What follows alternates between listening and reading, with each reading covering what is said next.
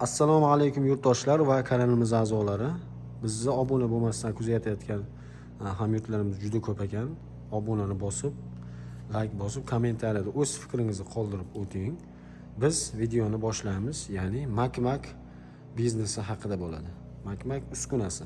Bizda hozir ikki xil ko'rinishda va ikki xil qozonli deydi. Qozoni 40 litrdan va mana ko'rsatib o'tamiz birma-bir.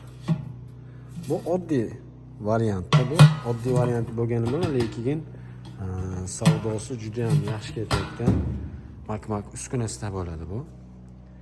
Buni narxini $400 qilib beryapmiz va mana buni Aston qozondan qo'yilgan mana.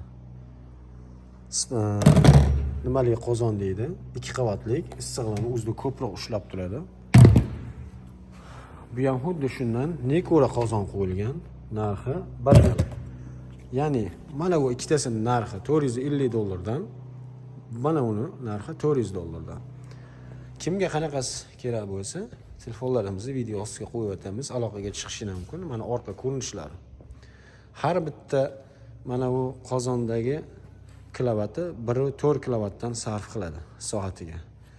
Mana bu qozoni 1.5 kilovatdan sarf qiladi. Xo'p, kimga qanaqasi kerak bo'lsa, telefonlarimizni video ostiga qo'yib o'tamiz. Aytib o'tganimizdek, telefon qilib buyurtma berishingiz mumkin. Joyimiz Namangan shaharda joylashgan. 12 ta viloyatlarga kelishuv asosida dastavka ham qilib beramiz. Do'konlarimizda juda ham ko'p assortimentlar bor, biznesga oid. Bemalol telefon qilishingiz mumkin. Sog' bo'linglar, salomat bo'linglar.